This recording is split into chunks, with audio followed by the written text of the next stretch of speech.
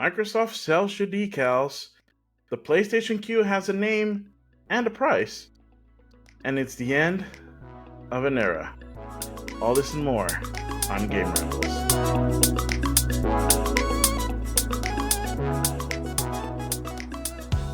Hello and welcome everybody to a new episode of Game Rivals. I'm your host Maximilian X, coming to you as always from the interwebs, bringing you the gaming news that you deserve to hear, and maybe a little bit more if we have the time for that. But it's a lot of news that I have for you this week, and I want to get through them as quickly as possible for all you lovely people, all you fellow rivals over there. So let's just jump right into it and just talk about, well, actually, let's get the big one out of the way. Microsoft and Activision Blizzard. We were talking about them again, but as we're getting closer to hopefully the deal finally being settled, Microsoft has had to do some things, at least when it comes to the UK, where their deal was blocked by the CMA, which is the governing body there in the UK that is like, hey, you guys can't do that because you'll have a monopoly on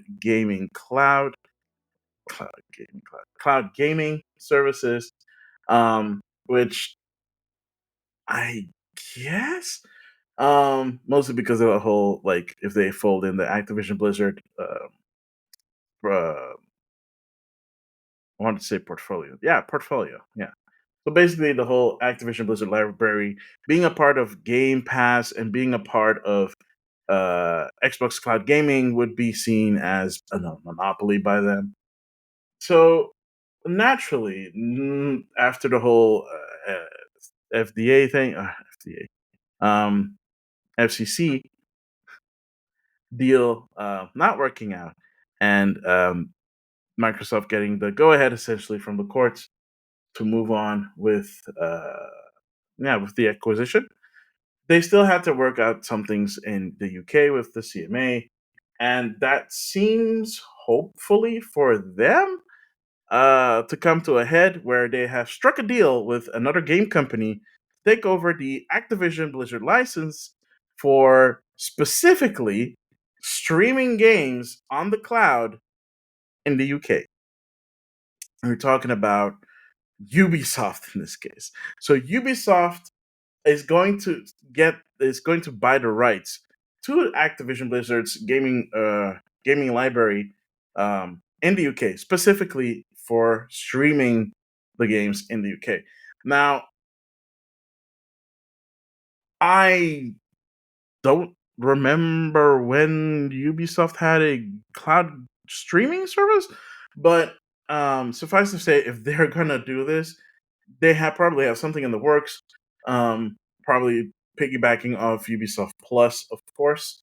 Let's not forget that Ubisoft Plus, if that is the case, at least for people living in the UK, they're gonna get way longer access to like Call of Duty and the like, um, beyond the 10-year uh, agreement that they have with Sony right now. Because if this is the case, then if Ubisoft takes over those streaming rights, then games like Call of Duty will be available on PlayStation, because PlayStation, of course, don't forget, is about to get Ubisoft Plus support. And if it's on there, then they should technically be able to stream it through that service on PlayStation devices. And the deal that they have set for those rights is 15 years. Also into perpetuity. It's the legal mumbo jumbo. It's a little bit vague, and I'm not a lawyer.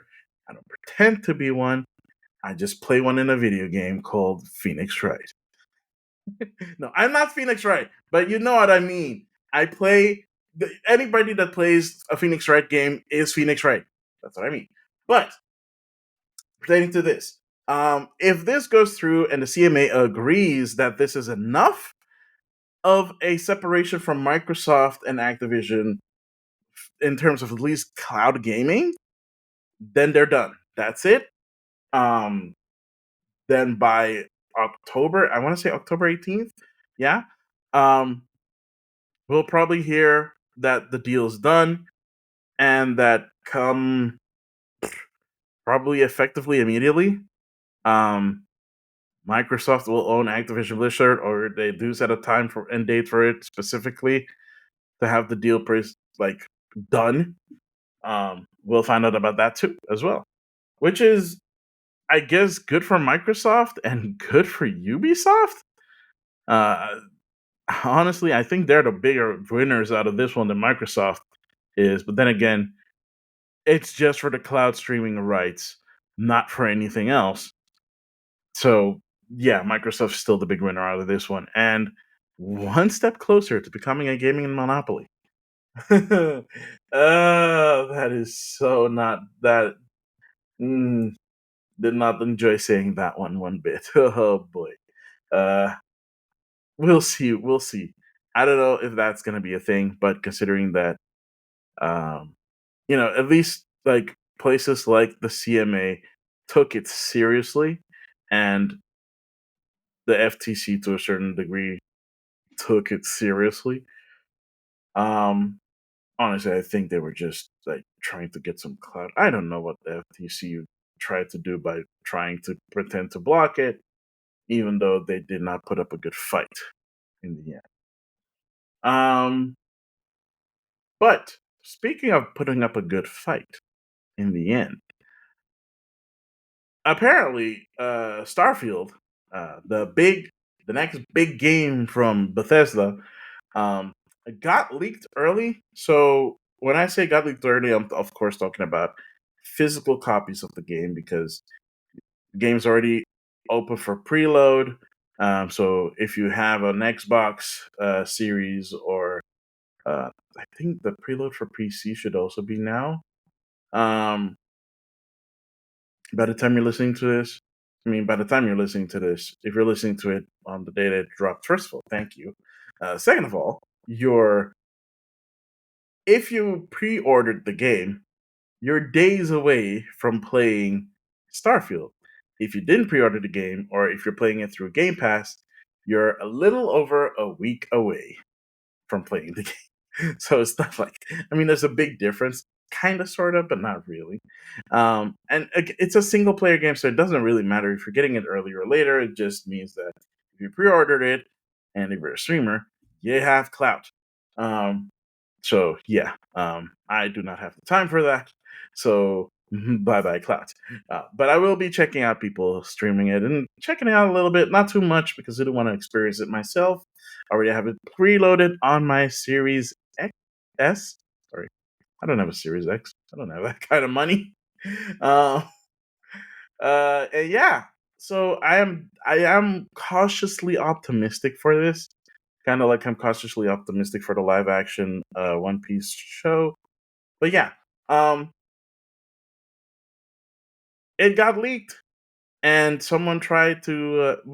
As far as I know, the game itself hasn't been leaked yet, but someone did boot it up and showed off the start screen, which looks like a Bethesda start screen. It's actually kind of really pretty. It's very simple. It's sober, somber, somber. It is somber. It is sci-fi, but it's very simple and somber. And whew, some people did not take well to it. Specifically, a former Blizzard developer who took to the internet and to the place formerly known as Twitter to express his feelings about it. Where he said, "Hey, next time," replying to someone on formerly known as Twitter. Hey, next time you and the lovely folks over at Bethesda Games Softworks instead of rushing to make a game with many systems, fractions, choices, and ways to play, I would urge you to only focus on the title screen, so you guys won't appear to be hasty or simply didn't care. This is coming from gosh darn, I have to open it up here. I forgot. Uh, Coming from Jason, who used to be at used to work at Blizzard. and people are like trying to like be. I don't know if people are split on it, but yeah, people had their opinions on that notion, including Pete Hines from Bethesda, who clapped back, as it were. Okay, clap back. This might be a little bit of an exaggeration, but he did respond to the tweet, saying, and I quote, "Or they designed what they wanted, and that's been our menu for years, and was one of the first things we settled on. Having an opinion is one thing. Questioning out a developer's care, in quotes, because you would have done it differently, is a highly unprofessional coming from another dev, in quotes, end quote." Oof. I have to say, that is a beautiful clapback by Pete Hines. Just saying. I mean, he's not wrong, right? Um, just because a menu screen, and it's a menu screen that you see only at the start, by the way, is simple by design, doesn't mean that the game was rushed or whatever. If you feel like you could have done a better job at representing the game or invoking a feeling, which this screen definitely does, is yeah. I mean, yeah. Pete Hines is his best. It's it's very unprofessional if you're like a developer, or at least someone who used to be a developer who doesn't develop games anymore, has this kind of opinion, just puts it out there like it's facts. It's like, bro, no, that's not chill. To say it like that, because first of all, you don't know like what their process was and why they chose to have it be that way. And again, Bethesda tends to make these start screens that do invoke kind of the atmosphere of what they're going for. And yeah, it's not always bombastic. Like, you have games that have bombastic start screens, and it fits that game if it needs to be. But not all of them have to be that way. Like, if you look at, for example, uh, if you look for example at Breath of the Wild and Tears of the Kingdom's title screens, they're relatively simple. One, the former cycles throughout art styles. The latter is a shot at a mural with magic squigglies floating around, very daintily and very calm and serene, like the moment before a disaster. Again, I mean to say that the disaster in the game, not that the game is a disaster. It's not. It's brilliant. It's 10 out of 10. Would play again and have played again, and probably game of the year. But besides that, Pete Hines clapping back. Honestly, I gotta give him props for that one. So there's that. Um, speaking of, oh dear, this one is actually kind of brilliant. Speaking of actually picking up like more with more Starfield news. So remember how I said that the game got kind of like leaked early? Um, yeah. So there was another person who got their hands on a copy of the game. Like I said, talking about like the hard disk copy, the one that you put in an Xbox Series X and play. Yeah, he decided, hey, I'm gonna be the cool kid and leak almost an hour worth of like footage of the game. It's the opening stuff, like create a character, stuff like that, like the beginning of the game, stuff that people would either wait patiently for when someone streams it, or even more patiently, wait until they get their own hands on it and experience it for themselves. And I know that there are people out there that don't care about either of that and just want to see the game either which way, even if it is leaked early, so that they can go on the internet and spoil it for everybody else. This dude got caught. And I don't mean like got caught by the internet because he posted it on the internet. So no, I mean he got caught by the cops, and Yeah, they charged him with some felony charges. Oh dear me. Yeah. So this dude lived in Tennessee, got arrested by the Shelby County Sheriff's Office in Tennessee. Um and he was arrested on August 24th. Um and the site confirms that Harris is facing one felony charge for possessing stolen property worth worth $2,500 to $10,000. A misdemeanor charge for possession of stolen property is worth $1,000 or less, and one misdemeanor charge for possession of marijuana. Huh. I mean, it is Tennessee, so I guess they don't have like weed laws. They have anti-weed laws still. It's worth noting that the publicly available booking records did not mention that Starfield by name, but it's not a drastic leap to assume that that was the stolen property that there was. Yeah, I mean that kind of makes sense. Yeah, I'm not gonna mention this person by name because I don't want to give him any more infamy that he already has. Plus, you can easily find this on anywhere. Um, but uh, oh, I think if I'm not mistaken, maybe it's happened before and it's never been reported on because nobody knows because like they tend to obscure stuff in like the bookings for stuff like this. But the fact that we know that the person got caught is only due to the fact that it happened so rapidly in succession. Like he got caught like literally days after leaking the footage. So that means that Bethesda probably got on that real quick and they probably figured out where this person was, assuming they put it in their own personal Xbox Series X. If they booted it up, then it would have pinged the Microsoft servers and probably give himself away. So he essentially docks himself towards Microsoft. This is my take, by the way. I'm not saying that that's how they got to him. This is my take on how they probably got to him, because that would make sense, unless he disconnected it from the internet. I don't think that's a thing. But yeah, I'm pretty sure that they worked with like law enforcement, and then they figured out, oh, this person was here, and blah blah blah blah blah. Most likely, and that's how they probably got him. And I'm not sure. But kudos.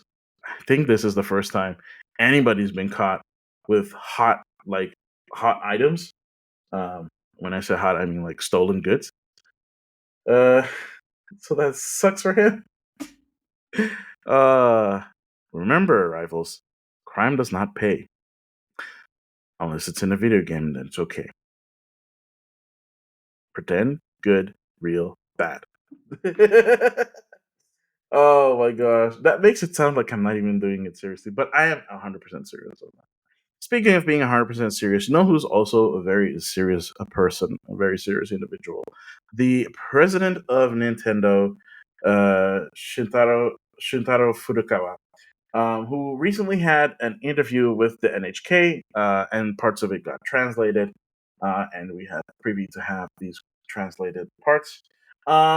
So basically, they asked them a couple of questions, but a few things that stuck out is one of the questions that they asked Nintendo was about how they are still feeling about like relevancy and how they can move forward as a company and still revolutionize gaming in their way or in a general way, of course.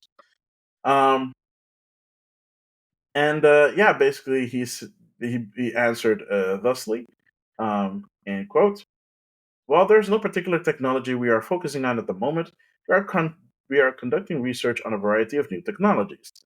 However, I believe the most important thing for our company is not seeking new technologies for novelty's sake, but rather considering how they can lead revolutions in the act to play itself. The idea is that we become convinced that incorporating a certain technology can provide customers with a fresh and surprising experience. Then we covered its research more strongly. making investments when necessary as well, end quote. Which, yeah, I mean, that makes sense, right?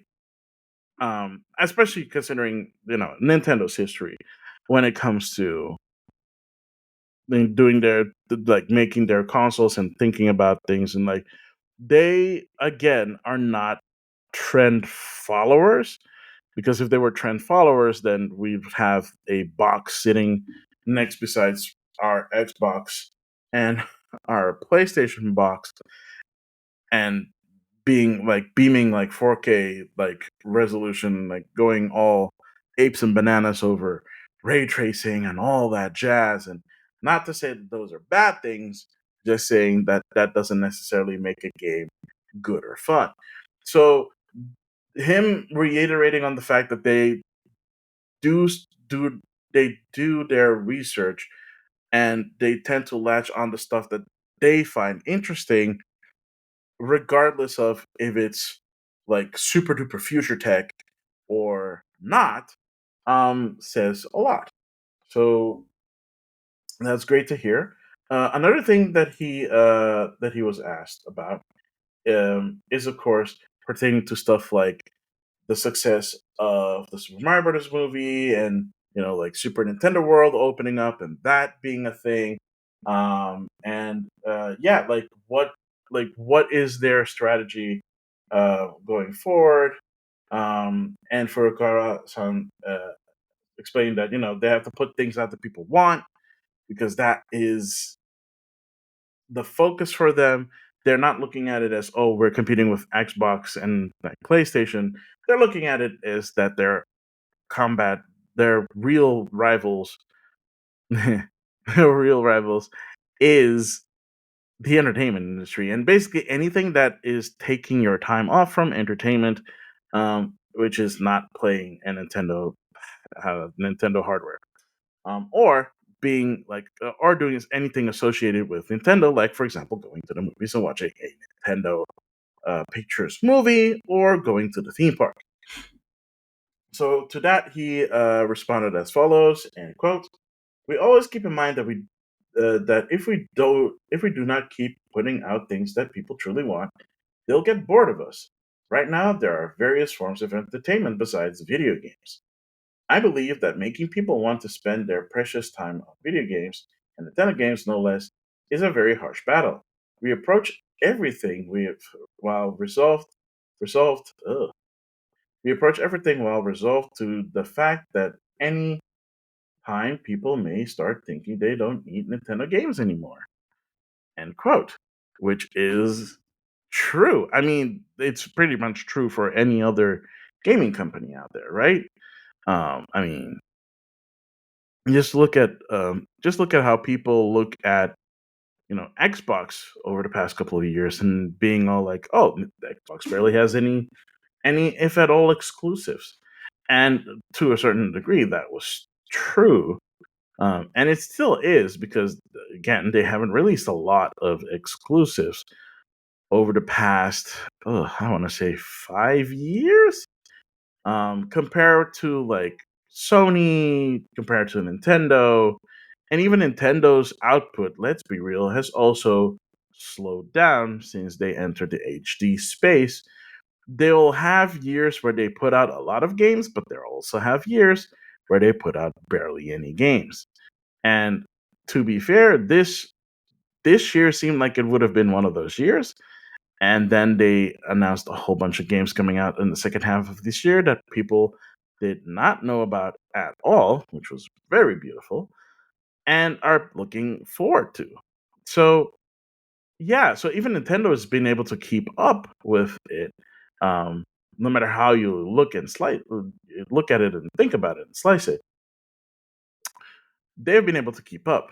Sony has been able to keep up to a certain degree. Microsoft has barely been able to keep up, because the last game that they released that was an exclusive, that was a Microsoft title, was Halo Infinite. And well, um, the less we say about how that was received and how that came out, the better. Um, and again, I hope that 343 gets their act together and like is able to fix it, like how Dice has been able to fix Battlefield uh, 2042. But those things take time. And yes, the next game is on the horizon, and that is Starfield. But after Starfield, what's next? I think the only thing that's on the horizon right now is a new Forza game. And I have to double check if that is even coming out this year, because I'm not even 100% sure on that. And even if it is, it's a racing sim game. It is a very niche title. This is saying a lot considering that Starfield is supposed to be an RPG. So, yeah, they are releasing. Sorry about that. Um, yeah, so even though they are putting stuff out, it's really slow. It's really slow and slim pickings. A lot of Microsoft's library at this point is all third party titles, which is great, but it is also something that you can pick up on other systems. So, yeah, it comes back around with what with what Furukawa says, in that it is a harsh battle for like at least like a game company from a game company's perspective, trying to like get the most attention out of everything you have, because you have your game consoles, you have your PCs, you have your tablets, you have your smartphones, and all of these things want your attention. They crave your attention, and it is a harsh battle to fight. So I get it from that perspective. Um, harsh battles aside, harsh battles aside, you sometimes do have to like pick your battles, right? And choose what you want to bring out and what you want to do, what you leave on the cutting room floor, regardless of what it could be.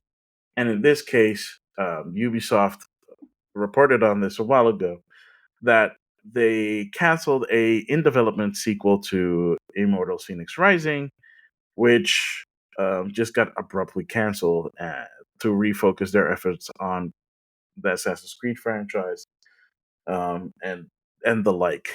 And we found out more recently why they decided to why they like what kind of direction this game was going. And honestly, it sounds so cool. So basically, what they were going for was they were trying to go for a yes semi open world game with with more focus of going away from what Ubisoft is known for, like the whole like quest markers and blah blah blah blah blah blah. And like it seems like the team um actually looked at other games in the industry that have been doing well without all those stuff, and also being open world games like Elden Ring and even like The Legend of Zelda Wind Waker, um, to name a few. Well, actually, those were named in the article. Um, and like taking the good points from those games and implementing it into Phoenix Rising 2, which had the code name of Oxygen. Um, so this game would have been this would have been so cool. This game would have been set in the Polynesian archipelago, and it would have followed a new character, and you'd be going from island to island, big islands, small islands. Um, even places like New Zealand, Tahiti, the Easter Islands, and Hawaii. Come on, like that already sounds cool. And if you know anything about like Polynesian mythology and lore and history, like mostly history, it is fascinating. And for them to focus on that area, not just focus on that area, but get experts in on Polynesian history and mythos to like accurately help them with the lore for the game's adaptation. That's cool. They were putting in the effort for this one, and they just said like, "Nope, we're pulling the plug." We're gonna focus on Assassin's Creed because that is our future. I don't know if that is the future, but hmm, I'm gonna be honest here. It is very heartbreaking to hear about it. Now, even more so, because when it came out, we barely knew anything about it. Now we do, and it's like this was like way more going to be way more different because they were going to focus on exploration that did not need any of those like annoying quest markers that they have come to rely on pretty much every other game that they've made, specifically those in Assassin's Creed, which I'm almost sure that Mirage still uses those things. I have to double check and make sure if that is true or not. But the fact that they were like ambitious enough to look at stuff like Elden Ring, look at stuff like like Wind Waker and like Tears of the Kingdom and stuff like that, is a testament of them wanting to do something different with this franchise and make it a true franchise in and of itself. Like inspiration from like good games, being inspired by good games and trying to incorporate all the good lessons from those games into your own. It's the probably one of the better ways of making a game these days, because otherwise you end up with like stupid lazy ports. Red Dead Redemption. Um, and yeah, that's not cool. It is sad to see. I don't know if they'll ever have a chance to revisit this particular series again. I hope so. And I hope that they're able to pick up at least some of the stuff that they worked on and maybe evolve it from there even further. But I don't know. At this point, I don't know really. Um all right, so there's a few things that I wanted to talk about more before we end the episode. So, um another thing that we're going to go back to Microsoft in a bit, but first I want to talk about the the most odd thing that Sony has announced, I guess, since the PS Go. Actually, no, the PS Go is still a functional thing that makes sense or made sense back in the day. Now it's pretty much useless because the PSP store is dead. But that's besides the point.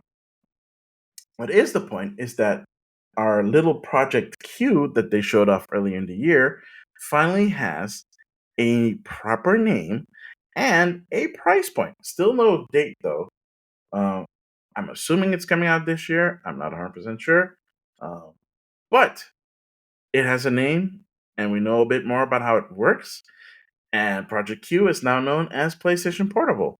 And it is exactly what it is that we know about it before and a little bit more. So, what is PlayStation Portable? PlayStation Portable is, of course, a streaming device for the PlayStation 5, specifically for your PlayStation 5. Because the way it works is that it streams through remote play to that device, which basically is a 8-inch, 8-inch, yeah, an 8-inch LCD 1080p screen with two sides of a dual sense controller um, smacked to each other, to the sides of it. Sorry, and yeah, that is basically it. It works through Wi-Fi, which again makes sense because it's remote play. So as long as you have a good Wi-Fi connection, you can access your PlayStation 5 from anywhere, not just from your house, but also from anywhere in the world, as long as you have a good, strong, stable Wi-Fi connection. And if you're going to be using the PlayStation Portal abroad or at your friend's place, you better darn Skippy make sure that your PlayStation 5 is connected to the Ethernet instead of the Wi-Fi, so that you have a good connection at least from that point. And hope that your hotel or wherever you're staying or wherever you are, that the Wi-Fi is strong enough so that you can make a connection with your PlayStation 5 at home. That is all that it's gonna do. It won't connect to PlayStation Plus Premium, so you won't be able to cloud stream through that thing. And it doesn't have Bluetooth. So if you want to listen to the audio, you have two options. Three options, by the way. One, use the built-in speakers. Two, use the 3.7 and the 3.5 millimeter audio jack, so you can plug in headphones. Or three, buy expensive stuff all hell PlayStation headphones or earbuds that support the PlayStation Link initiative, which is only available for two headsets that they also announced and is also coming out or is already out. The Pulse Elite wireless headset and the Pulse Explore wireless earbuds, which also costs around, I think one is like 150 and the other one is $200. So yeah, cool. Um, so someone did mention this, and I think it was Wolf then who who's probably said it best, that he was not looking at this as a handheld. And honestly, I agree with it. This is not a handheld. This is just a different controller so that you can play your PlayStation 5 games remotely. It's just a controller specifically made for remote play. If you look at it from that perspective, I can at least accept that it is a thing because the PlayStation, like, what is it? The PlayStation Pro controller? I forget what it's called. Is it? No, it's not Elite. Elite is Xbox. But yeah, their modular controller that they just released. I think that one is actually 230 bucks, something like that. So yeah, if you're looking at it from that perspective as a different kind of controller to use, honestly, you could do worse for a controller. Um, and I don't think any other third party is going to be doing this anytime soon, if at all, unless Sony allows them to do it. But mm, it's still pricey though. I don't like. Here's the thing: I don't like expensive controllers, and I don't like expensive controllers that have one purpose. I mean, at least with like the modular controller, um, you can mod it yourself and make it more to your liking. That one makes sense. But you can't do that with this. It's just a controller with a big old screen slapped in the middle, as it were, and that's it. The fact that it doesn't have Bluetooth, and you have to use their proprietary hardware so that you can have wireless audio is so bad, in my opinion. So the only other thing you can do is use wired earbuds, which, if that doesn't bother you, fine, whatever. Um, doesn't bother me that much, but it's just another thing that you have to take with you if you take it with you. It's like, but I already have wireless headphones. Just let me use them. Just let me use them. Just let me use them. Oh my gosh. Well, I'll say this: if I was a PlayStation 5 owner, I'd feel a little bit insulted. Um, I don't know who this is specifically for. Um, but yeah, I am 100% on board with Wolf. Then, um, cool looking controller.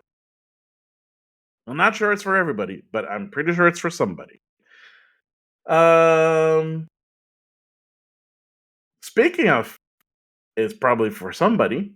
Microsoft is selling decals for the Xbox Series X. At least I think it's for the Series X. Because they haven't shown anything. Yeah, it's for the Series X. So basically, Microsoft is gonna start selling console wraps themselves. The first one that they showed off was a console wrap for the that is themed after Starfield, because of course. Um, Maybe you tried to get your hands on one of those limited editions and you couldn't get your hands on it, and you're like, well, shucks, it looks really cool. I kind of wish my Xbox looked like that. Now you can do that by buying Xbox console wraps from Microsoft. They are looking into doing more. So this is the first one, and yeah, you can. In time, they'll probably release more of these. They also are introducing two other wraps: the Arctic Camo and the uh, Mineral Camo. So these are two camo patterns. Honestly, they do look kind of cool. I'm not gonna lie. But yeah, if you want to customize your Xbox officially by Microsoft, you can do that now. They do retail for $50. They'll be coming out October 18th. Um, Actually, for $50, that's not half bad. Um, and you can pre-order them now. And yeah, it's like they're going for a worldwide thing. So hey, just look up your local Microsoft Store website and get your pre-orders in, and even you can make your Xbox X look like something else. I know that you can get like D brand and stuff like that for like pretty much everything, but this is coming from Microsoft themselves, so they recognize that there is a market for it big enough for them to be like, hey, we want a piece of that pie. And I don't blame them. I mean, look at like the Switch and like all the different Joy Cons that you can get from first party and third party. Um, Look at all the like the custom controllers for Xbox that you can get, official ones and non-official ones. PlayStation as well. Probably more so for PlayStation because PlayStation doesn't really do custom controllers that often, unless it's for like a collector's edition or something like that, or they're making like a special variant, like the Spider-Man controller with the Spider-Man bundle. So yeah, they don't do it as often, but that's why stuff like D brand exists. Um, yeah, that's honestly kind of cool. I mean, I don't have anything bad to say about it. Um, it's very nice if you want to switch up how your consoles look in an official capacity. And the last thing that I wanted to talk about, and I didn't want to start off with it because it would just get sad. But as I said in the intro of this episode, if you're watching the YouTube version, first of all, hi, thank you so much for watching it on YouTube. I appreciate it. Please subscribe, like, leave a comment if you can, of course, and yeah, share with your friends. But yeah, I left this one for last because it is the end of an era, and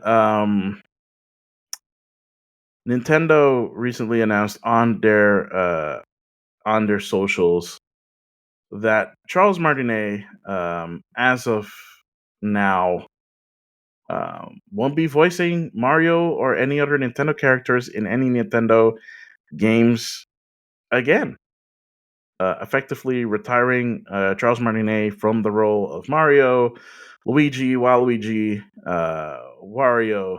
I think he also does the baby variants as well. Um, and yeah, he's not going to be voicing them anymore.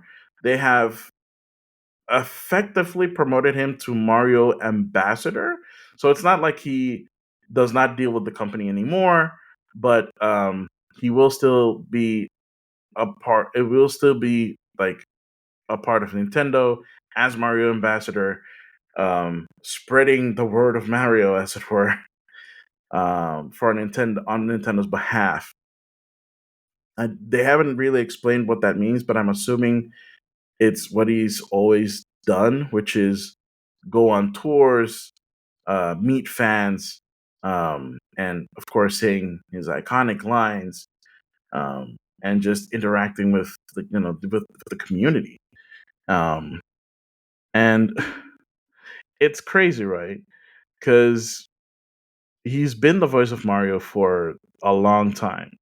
Like most people will remember, of course, Super Mario 64, where you hear those where you hear him for the first time, assuming you didn't have a PC in the mid 90s, where he voiced Mario before for some PC games, specifically, notably, one that I played back when I was a kid, Mario's Game Gallery, which was a collection of board games like backgammon and checkers and Yahtzee and Go Fish and stuff like that. And I used to play this a lot with my dad and my little sister. And yeah, it is the first time that we heard Mario speak, and it was Charles Martinet. And even before that, he was hired to be the voice of Mario at conventions where they had this floating um, Mario head, kind of like Mario 64. It's basically what it inspired the floating head in Mario 64, where he would pretend to be Mario and have this smoke capped Mario floating head talk to convention goers in the iconic Mario voice. And it is from that he ended up voicing him in the PC games and eventually, of course, as we know, voicing Mario in Super Mario 64. And basically, the rest is history. Um, Eventually, he also started voicing Luigi, Wario, Waluigi, Baby Mario, and Baby Luigi, and he's been doing that for wow, considering how old Mario 64 is, for a good 20 years, but more even. It's so long. It's been so long that you can't even imagine like what it would be like if Mario wasn't voiced by Martinet. And I mean, we got a little bit of a taste of it with the Super Mario Brothers movie with Chris Pratt playing Mario and Charles Martinet playing Mario and Luigi's dad, and the dude from the Punch Out restaurant playing the not Donkey Kong arcade system, uh, but clearly the Donkey Kong arcade system, and doing that iconic Mario voice in the movie. And it is a very surreal thing to think that we will never hear his performance again. And it's also ironic because months before, when they first showed off the trailer for Super Mario Brothers Wonder, there were some people saying that that didn't sound like Charles Martinet's performance.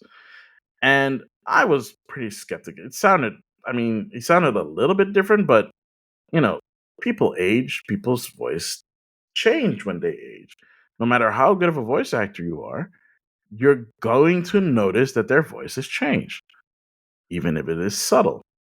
Honestly, the only reason why people were saying that is because Mario has never said the words "wowie zowie" before, like ever.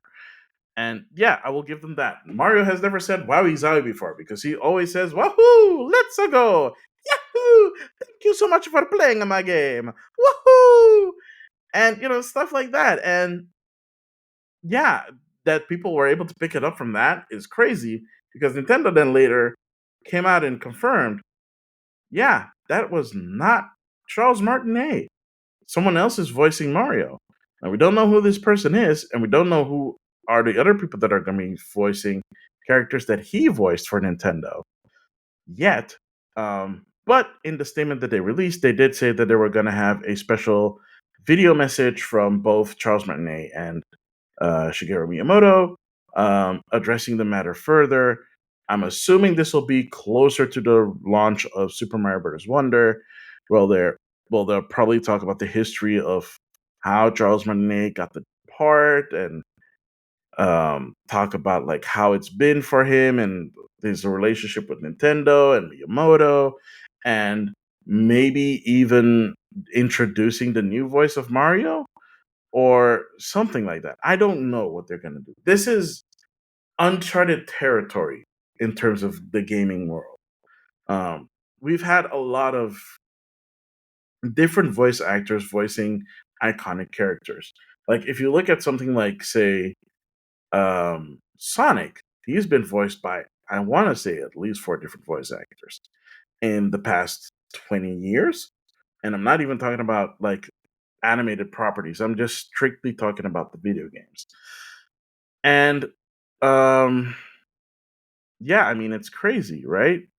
Like that felt like, oh, maybe it was their time or their contract expired and they were looking for someone else to voice Sonic and his friends.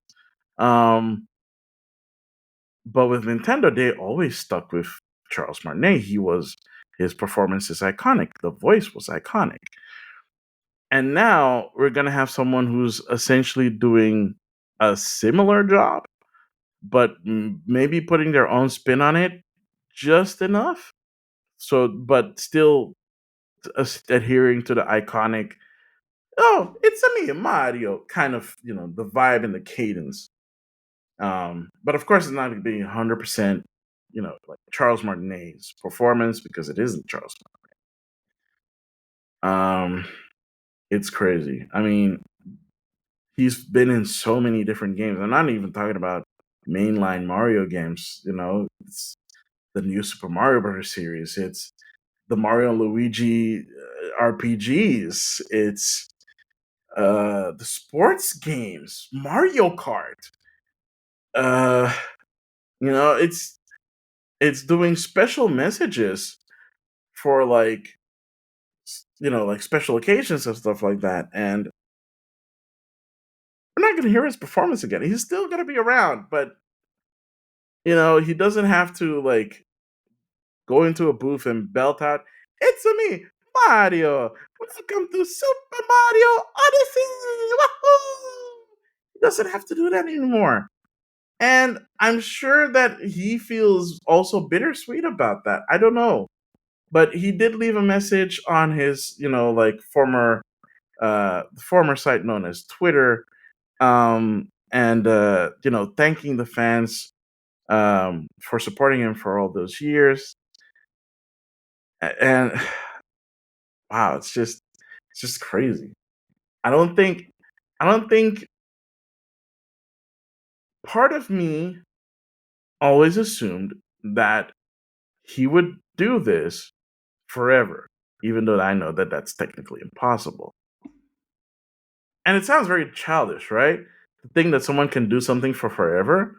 Um, but yeah, I mean, at a certain time, it had to happen. It just took a long ass time to get here. Oh man. Uh, oh my gosh, I'm getting a little bit emotional about this. Yeah. Uh, I guess the only thing I can say is I don't know if he'll see this message. I hope he does. It would be amazing if Charles Martinet were to hear this, and I know that he's received already a bunch of like thank yous and stuff like that. So it's not like I'm being original here, but if you for some reason do hear this, Mr. Charles Martinet, from the bottom of my heart, as a Nintendo fan, thank you. Thank you for giving one of the most, if not the most iconic characters in video game history his voice and lending your voice to him and his rival, his brother's rival, even the baby versions, your voice. Thank you for bringing them to life for us for all these years. And whatever it is you do in the future, if it's full on retirement, if it's working on different projects, I wish you well on that. And